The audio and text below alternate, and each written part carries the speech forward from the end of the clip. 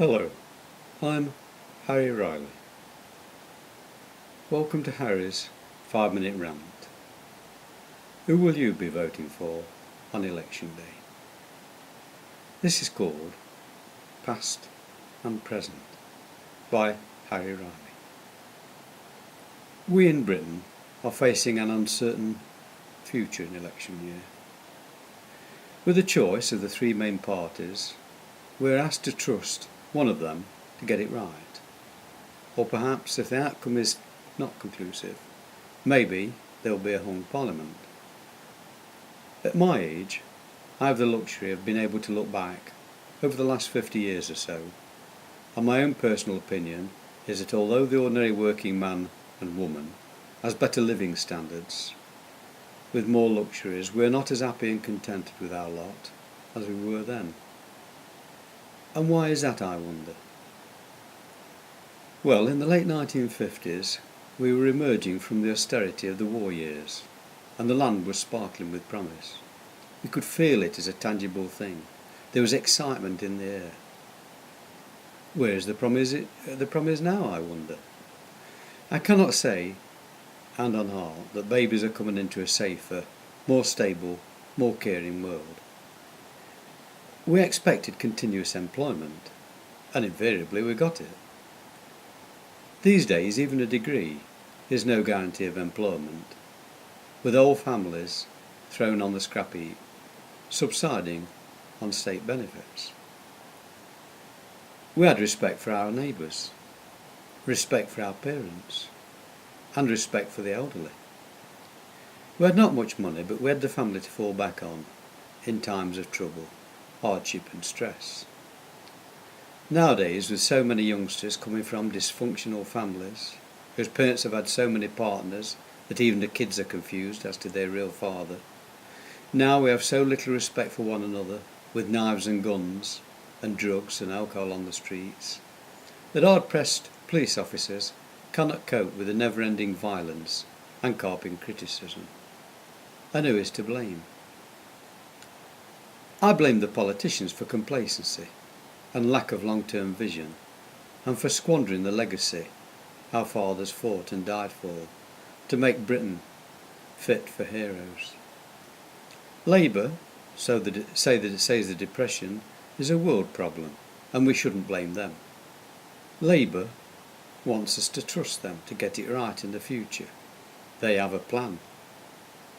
OK, what else do they plan to close?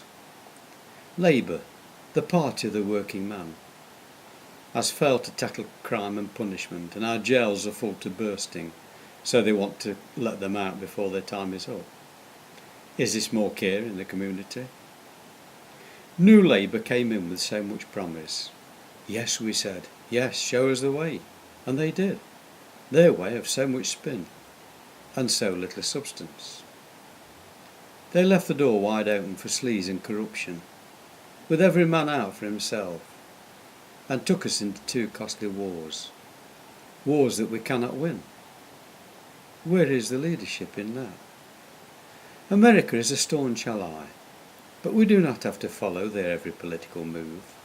We did not slavishly follow them into Vietnam, and we should not have followed them into Iraq or Afghanistan.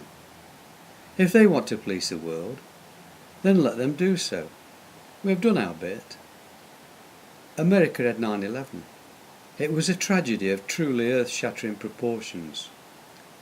But it was their tragedy, not ours. We were right to be supportive, but we should not have gone to war in Iraq over it. We should have retained the independence of being an honest friend and sympathiser. Terrorism on the streets of Britain is a direct result of our mindless adventures into Iraq and Afghanistan, and has cost the lives of too many British soldiers. So will I be voting for Labour on May the 6th, 2010? No, I think not. Who in his right mind would vote for a party that advocates putting up the cost of national insurance when commercial businesses are struggling to maintain their present staffing levels against falling orders, forcing many companies into bankruptcy, deregulating the banks so they could do what they liked without government interference, selling off vital utilities to foreign companies so they could shut down UK plants, throwing thousands out of work, closing down many of the nation's post offices, and sticking an extra 10 pence on income tax in one foul swoop, selling off the gold reserves at bargain basement prices. What sort of addle-brained thinking is this? Do they not listen, for God's sake?